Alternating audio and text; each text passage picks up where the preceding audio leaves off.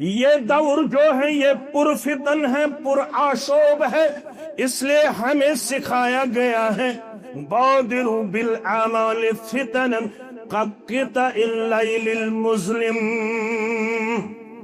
آپ لوگ ان فتنوں سے پہلے اپنی زندگی کو غنیمت جان کے اعمال صالحات کا اہتمام کرنا، اعمال صالحات بجا لانا، ذخیرے آخرت جمع کر کے رکھنا، کیونکہ یہ جو فتن ہے كقطع اللیل المظلم، تاریک رات کی طرح آپ پہ آپ پہنچیں گے، سیاہ رات کی طرح آپ ان فتنوں میں اپنے آپ کو پاؤ گے۔ آپ کو لگتا ہوگا یہ شاید آخری فتن ہے، آخری آزمائش ہے، آخری امتحان ہے، لیکن یہ فتن اتنے بھیانک ہوں گے، اتنے خطرناک ہوں گے، یصبح الرجل مومنا ویمسی کافرا۔ صبح کو آپ اپنے آپ کو مومن پیش کرو گے، لیکن شام کو جب آپ گھر لوٹو گے تو آپ کا ایمان چلا گیا ہوگا، آپ کا ایمان آپ سے رخصت گیا ہوگا۔ یصبح الرجل مومنا، صبح کو ایک انسان مومن ہوگا، لیکن شام کو جب وہ واپس گھر لوٹے گا تو اس نے ایمان کی دولت کھو بیٹھی ہوگی، وہ ایمان سے محروم ہوتا گیا ہوگا۔ یا شام کو وہ جب سونے کا ارادہ کرے، شام کو جب وہ گھر لوٹے تو ایمان کی حالت میں اپنے آپ کو پائے گا، لیکن صبح جب بیدار ہوگا تو اس نے اپنا ایمان کھو بیٹھا ہوگا، وہ کافر بنا ہوگا، کیونکہ یہ فتن اتنے خطرناک اور بھیانک ہوں گے۔ یبیع دینہ بعرض من الدنیا، اس دور میں ایک مسلمان اپنے دین کو دنیا کے حقیر سامان کے خاطر بیچ ڈالے گا، دنیا کے حقیر مفاد کے خاطر بیچ ڈالے گا۔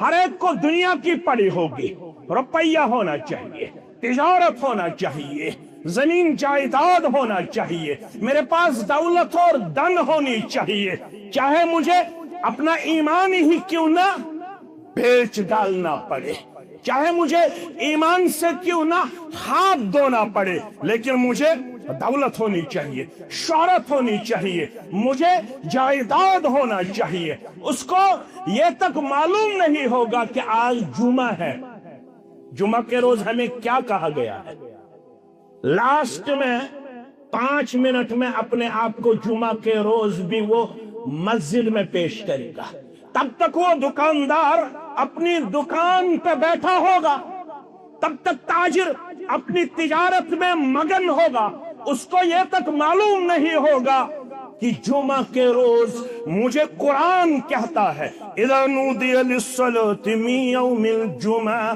فاسعوا الى ذکر اللہ وذروا البیع ذالکم خیر لکم ان کنتم تعلمون۔ جب آپ جمعہ کی آذان سنو گے، اس کے بعد آپ کو خرید فروخت کرنا completely prohibited ہے، it is totally prohibited in our religion۔ اس کے بعد جو اپنے تجارت میں اپنے لحظات اللمحات بسر کرے گا، جتنا وہ کمائے گا، سب علماء اس بات پہ متفق ہیں وہ کمائی اس کے ہاں حرام ہوگی۔ کیا ہوگی؟ حرام ہوگی۔ لیکن یہ فتن ایسے بھیانک ہوں گے کہ لوگوں کو صرف دنیا کی پڑی ہوگی۔ ان الحمد للہ نحمده ونستعینه ونستغفره ونعوذ بالله من شرور انفسنا ومن سیئات اعمالنا من يهده الله فلا مضل له ومن يضلله فلا هادي له.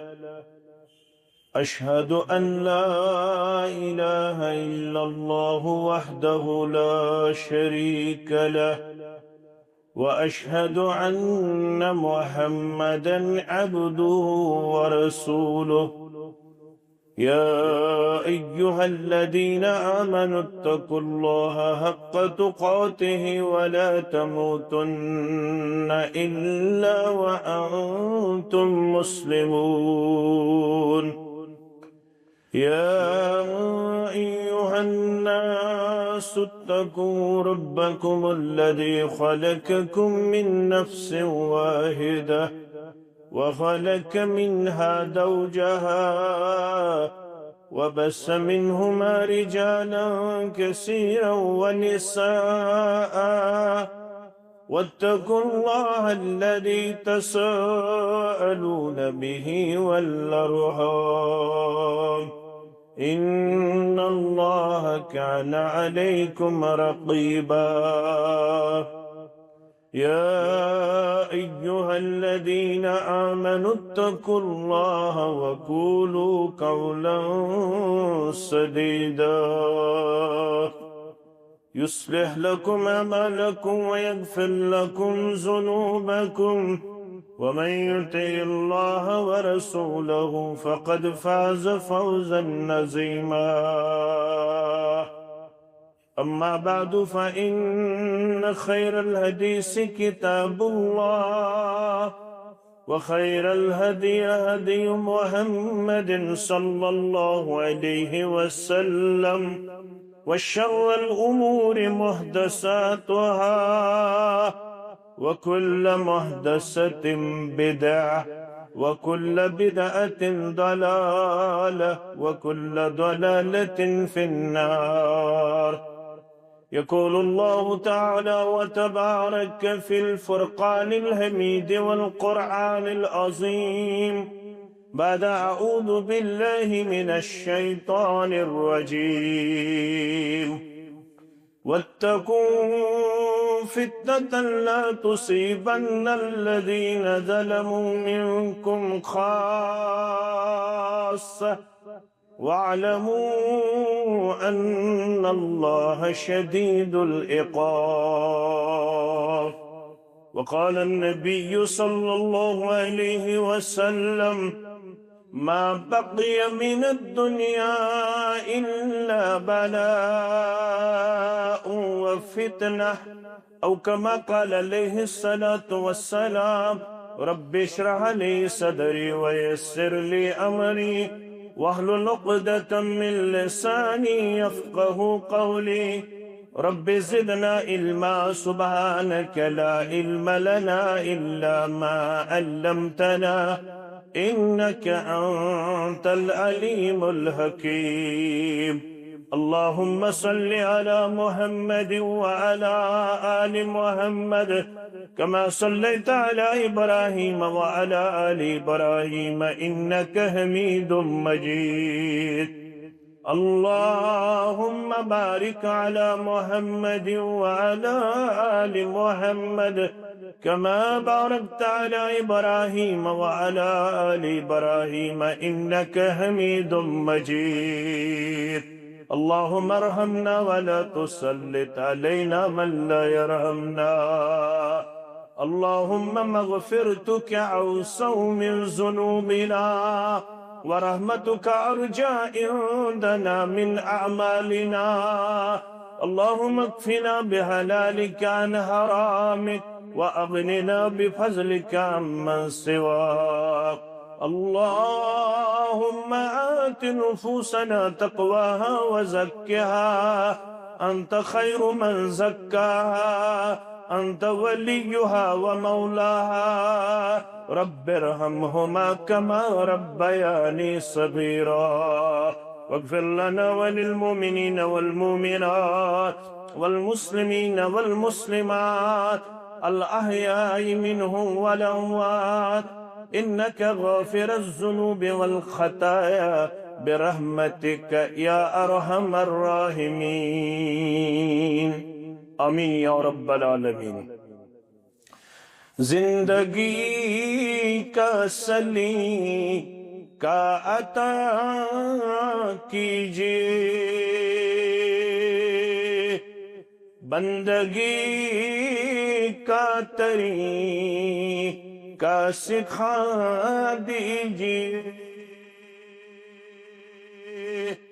زندگی کا سلیقہ عطا کیجئے، بندگی کا طریقہ سکھا دیجئے، ساری دنیا سے جان ہو جاؤں میں، ساری دنیا سے جان ہو جاؤں میں، وہ جگر وہ وظیفہ عطا کیجئے، وہ جگر وہ وظیفہ عطا کیجئے، بندگی کا طریقہ سکھا دیجئے، سب وسیلوں سے دامن بچاتا ہوں میں، سب وسیلوں سے دامن بچاتا ہوں میں، اپنے در کا وسیلہ عطا کیجئے، اپنے در کا وسیلہ عطا کیجئے، زندگی کا سلیقہ عطا کیجئے، لوگ مغرب کی جانب ہے محو سفر، لوگ مغرب کی جانب ہے محو سفر، مجھ کو راہ ہر مین عطا کیجئے، مجھ کو راہ ہر مین عطا کیجئے، بندگی کا طریقہ سکھا دیجئے، میری دھرتی کو اپنے کرم سے خدا، میری دھرتی کو اپنے کرم سے خدا، نیک سیرت خلیفہ عطا کیجئے، نیک سیرت خلیفہ عطا کیجئے، آج پھر اہل ایمان پہ یلغار ہیں، آج پھر اہل ایمان پہ یلغار ہیں، ہم کو پھر شان و شوکت عطا کیجئے، ہم کو پھر شان و شوکت عطا کیجئے، بندگی کا طریقہ سکھا دیجئے، زندگی کا سلیقہ عطا کیجئے،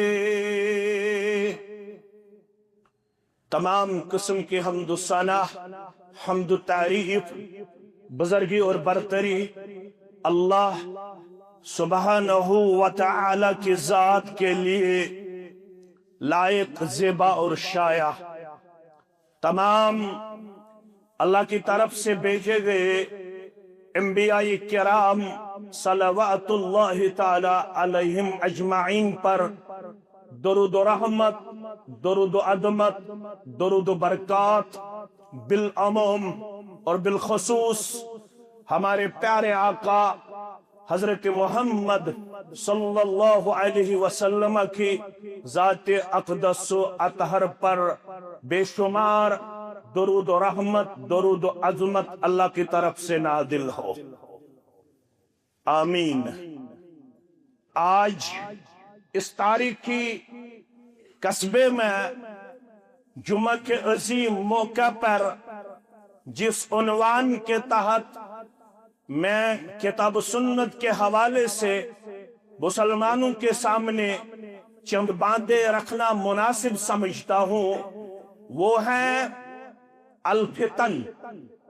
کیونکہ جس دور میں ہم رہتے ہیں اس دور کو پرفتن اور پرآشوب کے نام سے علماء معصوم کرتے ہیں، یعنی اس دور کو پرفتن اور پرآشوب کہا جاتا ہے۔ اس پرفتن دور میں بطور مسلمان ہمیں جو تعلیم دی گئی ہے وہ کتنی مدلل اور واضح ہے، اس چیز کو ہمیں پڑھنے کی ضرورت ہے، سننے کی ضرورت ہے، سیکھنے کی ضرورت ہے، کیونکہ دین مبین ہمارے لیے کافی شافی ہے۔ محمد الرسول اللہ صلی اللہ علیہ وسلم نے اس دور کے بارے میں جن احادیث میں امت تک اپنی تعلیمات پہنچائی، تمام محدثین نے اپنی کتابوں میں ایک کتاب لکھ ڈالی جس کو کتاب الفتن کے نام سے طلباء اور طالبات پڑھتے آئے ہیں۔ اسی کتاب الفتن کے حوالے سے ابن ماجہ کتاب الفتن میں رسول اللہ صلی اللہ علیہ وسلم نے ارشاد فرمایا۔ اس حدیث کے جو راوی ہے وہ ہیں جلیل القدر صحابی معاویہ بن ابو سفیان، سب پڑھیے رضی اللہ تعالی عنہما، کیونکہ معاویہ بھی صحابی گزرے ہیں اور اس کے والد گرامی ابو سفیان بھی بعد میں فتح مکہ کے بعد مشرف اسلام ہوئی، اس لیے دونوں والد اور بیٹا بھی صحابی کہلائے۔ ان دونوں کا نام جب ایک ہی بار کسی حدیث میں ہمیں ملے تو ہمیں کہا جا رہا ہے ان دونوں کے لیے آپ کو یہ پڑھنا لازمی اور ضروری ہے، رضی اللہ عنہما، ان دونوں پہ اللہ راضی ہے۔ معاویہ بن ابو سفیان رضی اللہ عنہما فرماتے ہیں میں نے نبی اکرم صلی اللہ علیہ وسلم کو یہ فرماتے ہوئے سنا، ما بقی من الدنیا، اس دنیا میں کچھ باقی نہیں رہا۔ اس دنیا میں جس میں ہم رہتے ہیں، جس میں ہم کماتے ہیں، جس میں ہم کھاتے ہیں، جس میں ہم پیتے ہیں، جس میں ہم دوڑ لگائے ہوئے ہیں، جس کی طرف ہماری توجہ مبذول ہے، جس کے لیل و نہار میں ہم بہت کچھ کمانے کے متفکر نظر آ رہے ہیں، اس دنیا کے بارے میں آپ صلی اللہ علیہ وسلم نے ارشاد فرمایا ما بقی من الدنیا الا فتنۃ وبلا، جس دنیا میں ہم رہتے ہیں اس دنیا میں کچھ باقی نہیں رہا سوائے آزمائش اور مصیبت کی۔ اس دنیا میں آپ صلی اللہ علیہ وسلم نے ارشاد فرمایا یہاں سب کچھ چلا گیا، البتہ دو چیزیں یہاں پہ باقی رہی، ایک تو فتن ہے، آزمائش ہے، امتحان ہے، دوسرا اس دنیا میں صرف مسائل اور مصائب باقی رہ گئے۔ جب اس دنیا میں آپ کو فتن نظر آئیں گے، مسائل اور مصائب نظر آئیں گے، تو آپ کو اور مجھ کو کیا کرنے کی تعلیم دی گئی ہے۔ صحیح مسلم کتاب الایمان کے حوالے سے آپ صلی اللہ علیہ وسلم نے ارشاد فرمایا بادروا بالأعمال فتنا كقطع الليل المظلم. تم ان فتنوں سے پہلے جلدی جلدی اعمال صالحہ کر ڈالو. معلوم نہیں موت کا وقت کب آئے، معلوم نہیں یہ دنیا کب ہمیں چھوڑنا ہوگا، اس دنیا سے کب ہمیں رخصت ہونا ہوگا، اس دنیا کو کب ہمیں خیر باد کرنا ہوگا. لیکن یہ دور جو ہے یہ پرفتن ہے، پر آشوب ہے، اس لیے ہمیں سکھایا گیا ہے بادروا بالاعمال فتنا كقطع الليل المظلم. آپ لوگ ان فتنوں سے پہلے اپنی زندگی کو غنیمت جان کے اعمال صالحات کا اہتمام کرنا، اعمال صالحات بجا لانا، ذخیرے آخرت جمع کر کے رکھنا. کیونکہ یہ جو فتن ہے كقطع الليل المظلم، تاریک رات کی طرح آپ پہ پہنچیں گے، سیاہ رات کی طرح آپ ان فتنوں میں اپنے آپ کو پاؤ گے. آپ کو لگتا ہوگا یہ شاید آخری فتن ہے، آخری آزمائش ہے، آخری امتحان ہے، لیکن یہ فتن اتنے بھیانک ہوں گے، اتنے خطرناک ہوں گے. یصبح الرجل مومنا ویمسی کافرا.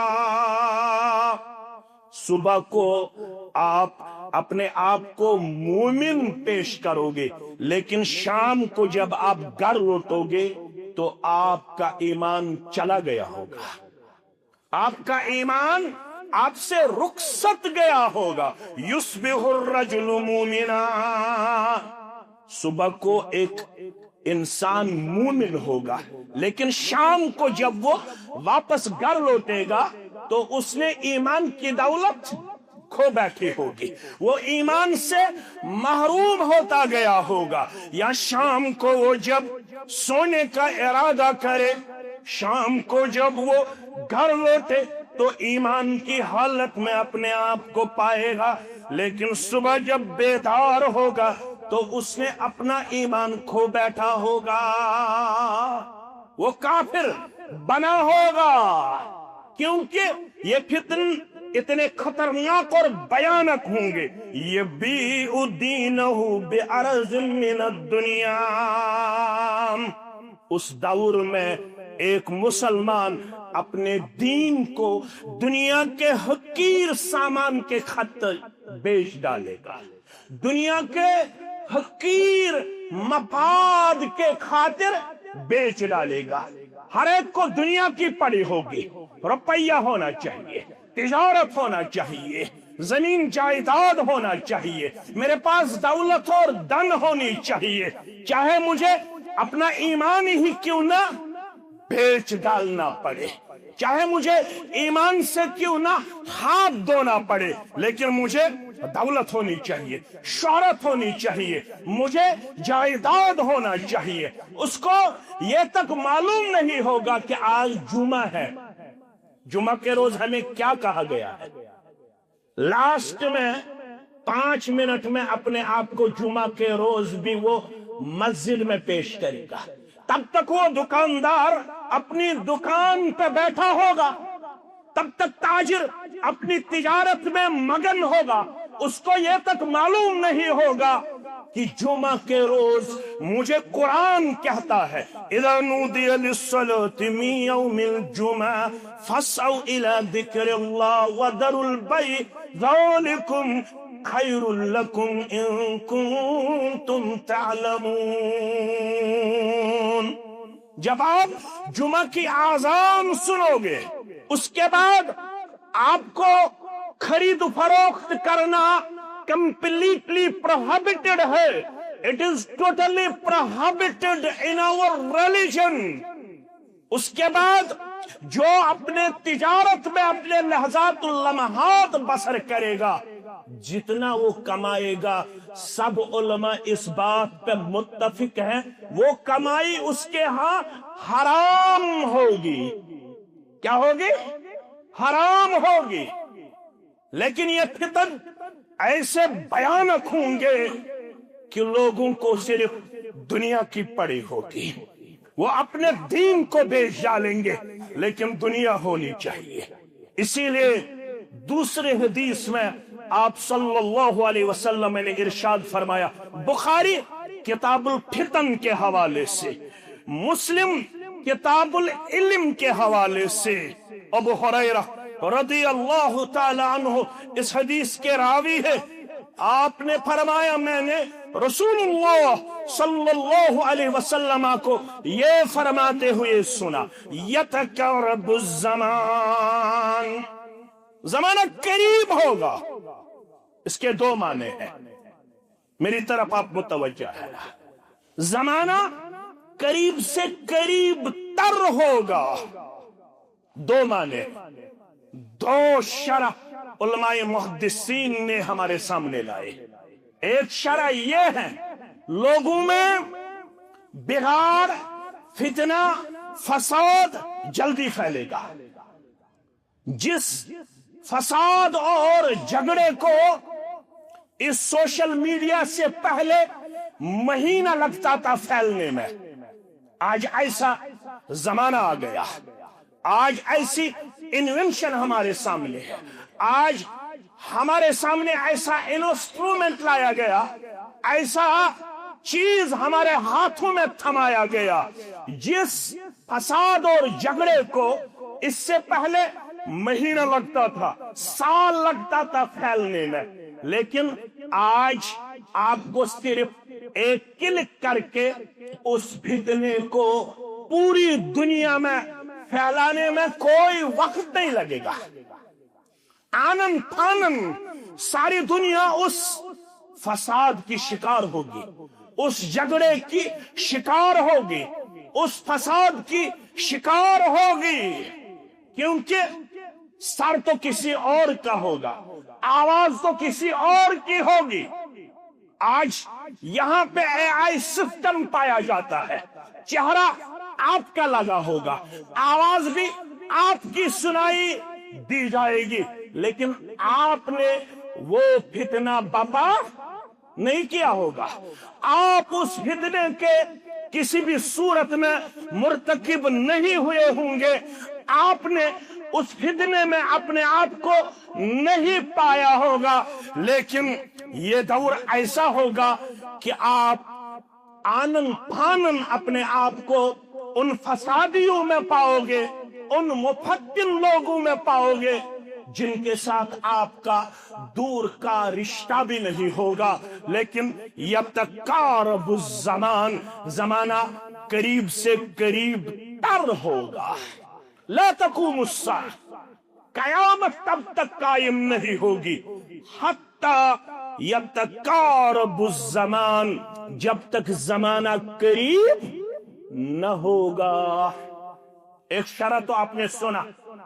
دوسری شرح جو محدثین نے بیان کیا وہ یہ ہے کہ لوگ دنیاوی مشاغل میں اس قدر منہمک اور مشغول ہوں گے، ان کو دن اور رات کا پتہ ہی نہیں چلے گا. دن کب آیا، رات کب آئی. وہ لوگ اپنے تجارت میں اس قدر منہمک ہوں گے، نہ ان کو دن کا پتہ چلے گا نہ ان کو رات کا پتہ چلے گا. ان کو یہ تک خبر نہیں ہوگی کہ ظہر کا وقت تو آ گیا، عصر کا وقت تو آ گیا. اس نے نہ ظہر پڑی ہوگی نہ عصر پڑی ہوگی. جب وہ گھڑی کی طرف نظر اٹھا کے دیکھے گا تو اس کو یہ لگے گا کہ اب تو غروب آفتاب کا وقت آ پہنچا. اب مجھے اس ٹائم نماز پڑھنی شاید مناسب نہیں ہوگی. لیکن اس کو یہ معلوم نہیں ہوگا کہ یہ سببی نماز ہے. جو ہی مجھے یاد آئے گا اسی وقت مجھے یہ سببی نماز ادا کرنی ہی کرنی ہے. کیونکہ یہ مجھے معلوم نہیں ہے کیا میں غروب آفتاب تک زندہ رہوں، کیا مجھے یہ رات نصیب ہوگی، کیا مجھے آدھا گھنٹہ پھر سے زندگی کی مہلت دی جائے گی، لیکن یتقارب الزمان، زمانہ قریب ہوگا، لوگ دن رات میں صرف دنیا کے پیچھے آپ کو نظر آئیں گے، اور زمانہ اتنا قریب ہوگا فَتَكُونُ السَّنَةُ كَالشَّهْرِ، ایک سال آپ کو ایک مہینے کے برابر لگے گا، پتہ نہیں چلے گا۔ آج 2026 نے ہمارے ہاں قدم رکھا، 2026 میں ہم داخل ہوئے، لیکن 2025 کی ہمیں خبر ہی نہیں ہے، ہمیں پتہ ہی نہیں چلا 2025 میرا کس طرح گزرا۔ مجھے لگتا ہے کہ ابھی شاید فروری کا مہینہ ہے، ابھی شاید مئی کا مہینہ ہے 2025 کا، لیکن جب ہم کیلنڈر کی طرف دیکھتے ہیں تو ہم نے پایا 2026 کو اپنے سامنے۔ آپ کو ایک سال ایک مہینے کے برابر لگے گا، وَيَكُونُ الشَّهْرُ كَالْجُمَعَةِ، ایک مہینہ آپ کو ایک ہفتے کے برابر نظر آئے گا، وَتَكُونُ الْجُمَعَةُ كَالْيَوْمِ، ایک ہفتہ آپ کو ایک دن کے برابر محسوس ہوگا۔ کل ہی جمعہ تھا، آج تو مجھے دوسرے جمعہ کے لیے غسل کرنا ہے، آج تو مجھے دوسرے جمعہ کے لیے قدم اٹھانے ہیں، آج تو مجھے دوسرے جمعہ کا اہتمام کرنا ہے۔ آپ کو ایک ہفتہ ایک دن کے برابر لگے گا، وَيَكُونُ الْيَوْمُ كَالسَّاعَةِ، ایک دن آپ کو ایک گھڑی کے برابر نظر آئے گا، آپ کو پتہ ہی نہیں چلے گا کہ دن گزر گیا ہوگا۔ ساتھ کی تو بات ہی نہیں ہے، لیکن اس زمانے میں آپ صلی اللہ علیہ وسلم نے جو دوسری پیشن گوئی فرمائی، وَيَنْقُصُ الْعَمَلِ، ایک تو زمانہ قریب ہوگا، دوسرا معاملہ یہ ہوگا لوگوں میں آپ کو عمل کی بہت زیادہ کوتاہی نظر آئے گی، علمی طور پر لوگ اپنے آپ کو بہت آگے پائیں گے، سب لوگ آپ کو نالیجبل ون نظر آئیں گے، سب لوگ آپ کو باطنی نظر آئیں گے، سب لوگ آپ کو ڈسکشن میں دکھائی دیں گے، سب لوگ ایک دوسرے کو پچھاڑنے میں آپ کو نظر آئیں گے، سب لوگ کمپیٹیٹو آپ کو نظر آئیں گے، سب لوگوں کے پاس نالج آپ کو نظر آئے گی، لیکن وَيَنْقُصُ الْعَمَلِ، عمل کے لحاظ سے آپ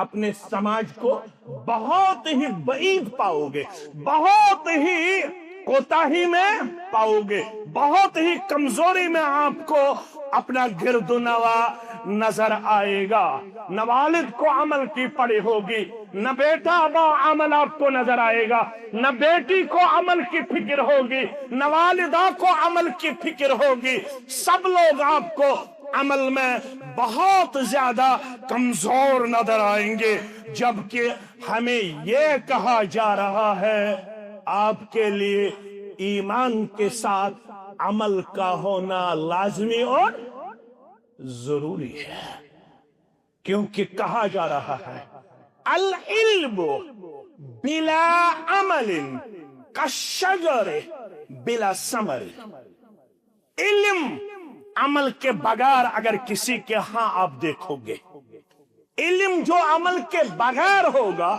وہ اسی درخت کے مشابت آپ کو نظر آیا، جو درخت آپ کو کھڑا تو نظر آتا ہوگا لیکن وہ درخت پھل دینے سے قاصر ہوگا، اس درخت کے ہاں آپ کو پھل نہیں ملتا ہوگا، وہ تو بغیر پھل کے آپ کو پھلتا ہوا پھولتا ہوا نظر آئے گا۔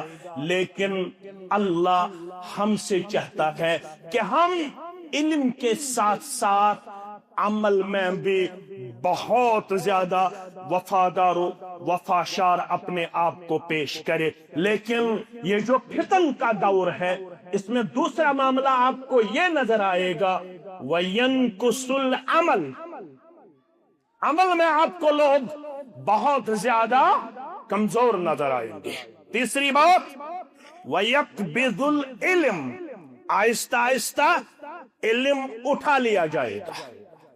جس قصبے میں آج ہم ہیں، یہاں سے بہت بڑے علماء اٹھے ہیں جنہوں نے اس معاشرے کو بہت زیادہ کنٹریبیوٹ کیا ہے، جو دعوت و کتاب سنت کے لحاظ سے قداور شخصیات تھے، لیکن جب ہم آج اس بستی کی طرف دیکھتے ہیں، اس بستی میں کیا ان جیسے علماء آج بھی پائے جاتے ہیں؟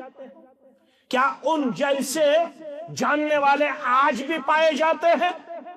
کیا ان جیسے باعمل علماء آج بھی ہمیں نظر آتے ہیں؟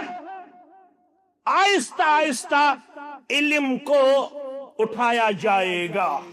محمد الرسول اللہ صلی اللہ علیہ وسلم نے جب یہ حدیث مبارک اپنی امت کو سنایا تو چند صحابہ نے عرضداشت کیا، علم کیسے اٹھا لیا جائے گا؟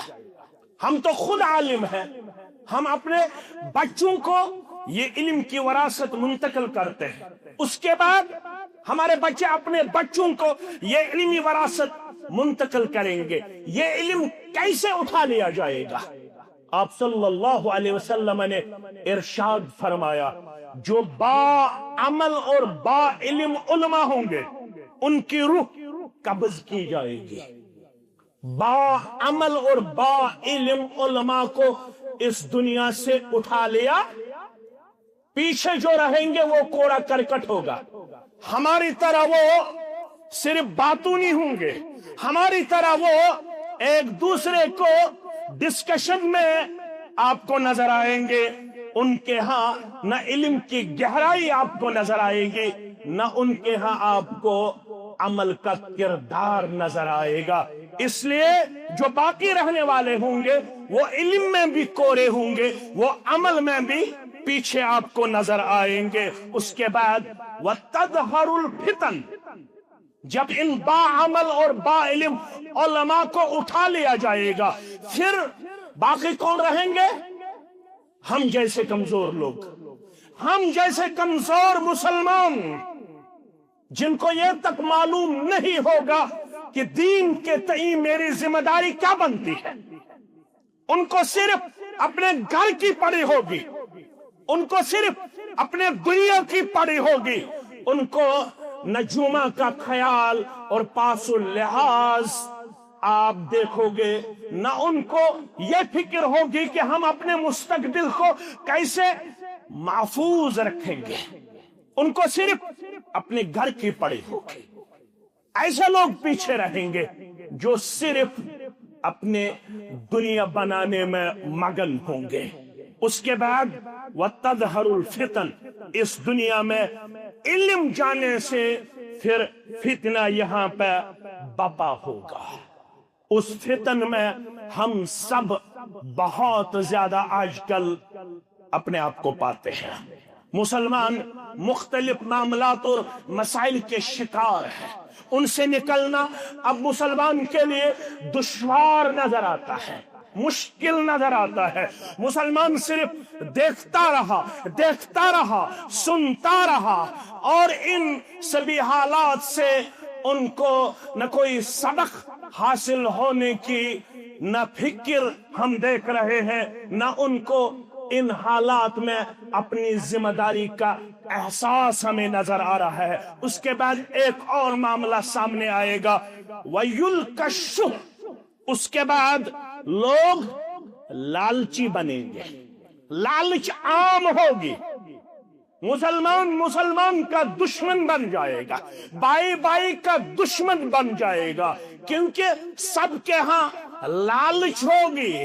ہر کوئی چاہتا ہے کہ میرا بھائی مجھ سے آگے نہ جائے، ہر کوئی چاہتا ہے کہ میرے پاس ہی سب کچھ ہونا چاہیے، اس لیے مسلمان کا دشمن آپ کو نظر آئے گا۔ وَيُقْصِرُ الْحَرْجِ، اس کے بعد ہر طرف آپ کو قتل ہی قتل نظر آئے گا، قتل عام ہوگا، نہ مارنے والے کو پتا ہوگا کہ میں اس کو کیوں مارتا ہوں، نہ مرنے والے کو معلوم ہوگا کہ مجھے کیوں مارا جاتا ہے۔ وَيُقْصِرُ الْحَرْجِ، قتل عام ہوگا، کسی کو پتہ ہی نہیں چلے گا مجھے کیوں مار دیا جاتا ہے۔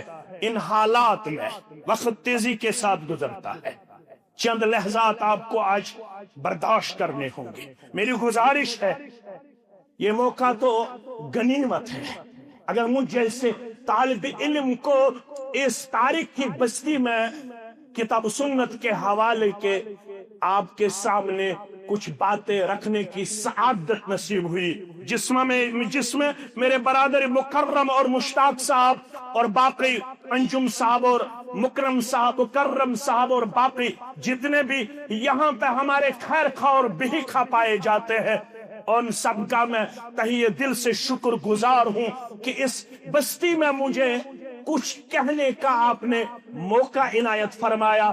اللہ آپ کی اس سعی اور کوشش، ہماری اس سعی اور کوشش کو اپنے ہاں قبول فرمائے۔ جتنے بھی ہمارے اسلاف یہاں کے گزرے ہیں ان سب کی قبر کو پرنور بنائے۔ پچھلے سال جب ہم یہاں میں تشریف فرما ہوئے تو ہم نے ایک بزرگ کو یہاں پایا تھا، محترم اشفاق صاحب، اس سے ہم ملاقات ہوئے تھے، لیکن آج پتہ چلا وہ بھی اس دنیا سے چل بسے۔ اللہ ان کی بھی مغفرت فرمائے۔ جتنے ہمارے یہاں پہ اسلاف گزرے ہیں، عبدالوہاب خلیجی رحمت اللہ علیہ، باقی جتنے اسلاف ہیں، اللہ ان سب کی مغفرت فرمائے۔ جن جن اسلاف نے یہاں پہ اس چراغ کو روشن کرنے میں اپنا کلیدی کردار اختیار کیا ہے، ان سب کی مغفرت فرمائے۔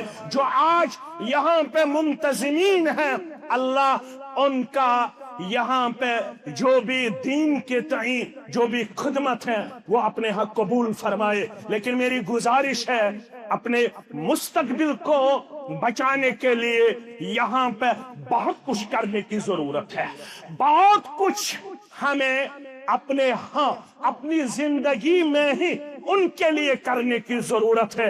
انشاءاللہ مجھے امید قوی ہے مستقبل قریب میں یہاں ایک عالی شان مدرسہ قائم ہوگا، انشاءاللہ ایک عالی شان مدرسہ جہاں پہ تفسیر قرآن، جہاں پہ انشاءاللہ حدیث، فقہ، لغت العربیہ، جہاں پہ اخلاقیات، جہاں پہ علوم شرعیہ کا بہت اعلیٰ انتظام ہوگا انشاءاللہ۔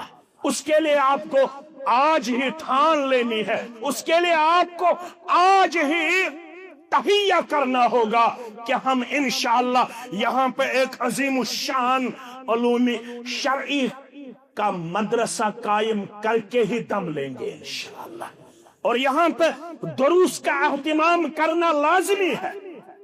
دنیا تو سب کے ہاں ہے، آپ لوگ سٹینڈ ود اون ہے، آپ لوگوں کے ہاں ڈیپتھ پائی جاتی، آپ لوگ نالجبل ون ہے، آپ لوگ پڑھے لکھے ہو، آپ لوگوں کے ہاں علم کی کمی نہیں ہے، آپ لوگوں کے ہاں ذرائع کی کمی نہیں ہے، آپ لوگ بہت کچھ رکھنے والے ہیں، لیکن اللہ نے سورہ عنکبوت کے حوالے سے ہمیں ارشاد فرمایا والذین جاہدوا فینا، جو لوگ ہمارے راستے میں جدوجہد کرنے والے ثابت ہوتے ہیں، جو لوگ اللہ کے راستے میں نکلتے ہیں، اللہ فرماتا ہے میں ان کے لیے راستہ پھر آسان کرتا ہوں۔ آپ کو آگے آنے کی ضرورت ہے، اللہ تعالیٰ آپ کے لیے یہ راستہ آسان کرے گا انشاءاللہ۔ اس پرفتن دور میں دو گزارشات میں آپ کے سامنے رکھنا چاہتا ہوں۔ پہلی گزارش یہ ہے کہ علماء کے ساتھ جڑے رہو، پہلی گزارش علماء کے ساتھ جڑے رہو، کیونکہ حسن بصری، سب پڑھیے رحمت اللہ، حسن بصری سید التابعین کہلائے، ताबईन का सरदार जिसको कहा जाता है, वो कौन है? हसन बसरी। सब पढ़िए रहमतुल्लाह। करीबन 200 सहाबा से उसने मुलाकात की है। कितने? 200 सहाबा से। सैयदुत ताबईन अहले बसरा उसको मानते हैं। वो कहते हैं इज़ा अक़बलतिल फितना अर्रफ़हा आलिमुन, जब फितना सर उठाता है, सबसे पहले अगर कोई जमात और कोई शख्सियत उस फितने को पहचान लेती है, वो आलिम होता है। कौन होता है? आलिम होता है। वइज़ा अदबरत, जब फितना चला जाता है, अपना नुकसान और अपना खसारा छोड़ के, वइज़ा अदबरत अर्दफ़हा जाहिलुन, जाहिल को उस फितने के चले जाने के बाद ये मालूम पड़ता कि ये मेरे लिए क्या था? फितना था, ये मेरे लिए मुसीबत था, ये मेरे लिए नुकसान दहंदा था। आलिम को पहले ही उस फितने के बारे में इल्म के जरिए मारिफत हासिल होती है।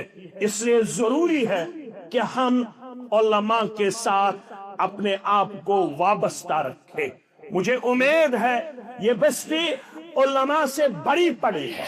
यहाँ बहुत बड़े उलमा इस धरती ने पैदा फरमाए।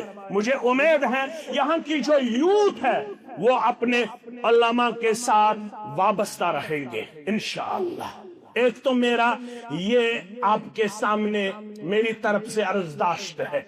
दूसरी अर्जदाश्त है, मसाजिद के साथ अपना रिश्ता मुस्तहकम और मजबूत कीजिए, क्योंकि मसाजिद ही वो तालीम गाह है, वो दानिशगाह है जहां से आपको तरबियत मिलती है, जहां से आपको तालीम मिलती है, जहां से आपको आला अखलाक हासिल होते हैं, जहां से आपको बाअदब बनाने में कलीदी किरदार इख्तियार किया जाता है। जिसको मस्जिद के साथ अपना रिश्ता बनाना आया, उसने अपनी दुनिया भी बनाई और आखिरत भी उसका संवर गया।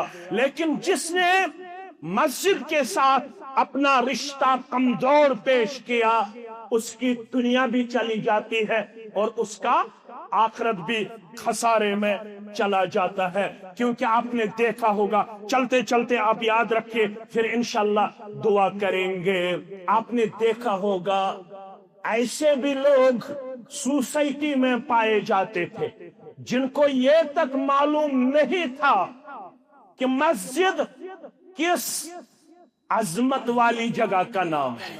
वो आए, आप सल्लल्लाहु अलैहि वसल्लम मस्जिद में तशरीफ फरमा थे, उन्होंने 2 रकात नमाज अदा की। उसके बाद वो एक मस्जिद के कोने की तरफ चला, उसने वहां पेशाब फेरना शुरू किया।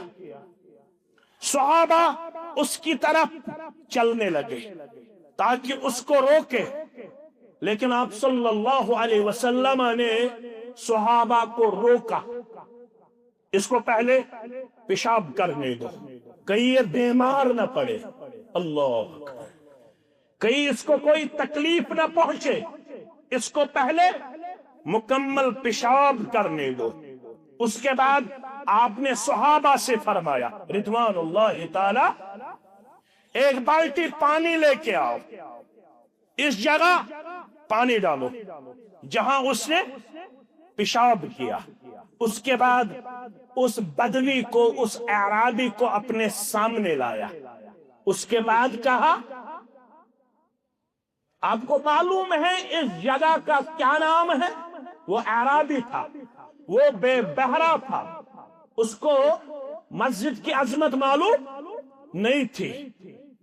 उसने कहा मुझे मालूम नहीं है। कहा इसको मस्जिद कहते हैं, ये इबादत की जगह है, यहां पे बौल बराज करने की इजाजत, यहां पे पेशाब फेरने की इजाजत نہیں ہے.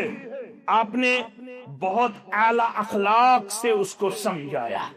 اس کے بعد وہ بدوی صحابہ کی حرکت بھی دیکھ چکا تھا اور آپ صلی اللہ علیہ وسلم کا اخلاق بھی اس نے پایا. اس کے بعد وہ بدوی دعا کرنے لگا, اللہم ارحمنی ورحم محمدا ولا ترحم معنا احدا. اے اللہ مجھ پہ اور محمد صلی اللہ علیہ وسلم پر رحم فرما, ہم دونوں کے ساتھ کسی اور پر رحم نہیں فرمانا, صرف ہم دونوں پہ اپنے رحمت کا نزول فرمانا. آپ صلی اللہ علیہ وسلم نے اس بدری کو پھر سے اپنے قریب لایا, کہا لقد تحجرت واسعا. آپ نے ایک وسعت رکھنے والی چیز کو سکڑ دیا. آپ کو صرف اپنے لیے اور میرے لیے ہی دعا مانگنا زیبا نہیں ہے, آپ کو یہاں سے یہ سکھایا جاتا ہے پوری امت کے لیے دعا کرتے رہو. اجتماعی طور پر دعا کرنے میں اللہ بہت زیادہ خوش ہوتا ہے, اس لیے ضرورت ہے ہم مسجد کے ساتھ جڑے رہے, کیونکہ یہاں پہ وہ تعلیم دی جاتی ہے جس تعلیم کے ذریعے آپ کو اور مجھ کو دنیا بھی سنورتی ہے اور آخرت بھی بنتی ہے. ایک تو علماء کے ساتھ جڑے رہنا ہے, دوسرا مساجد کے ساتھ اپنا رشتہ مستحکم اور مضبوط پیش کیجئے. یہاں مغرب سے عشاء تک یا عشاء کے بعد آدھے گھنٹے دروس کا اہتمام ہونا چاہیے. یہاں پہ سبائی اور مسائی درسگاہ کا اہتمام کرنا لازمی اور ضروری بنتا ہے, کیونکہ العلم فریضۃ علی کل مسلم, علم حاصل کرنا ہر ایک مسلمان مرد اور عورت پر فرض قرار دیا گیا ہے. وآخر دعوانا ان الحمد للہ رب العالمین.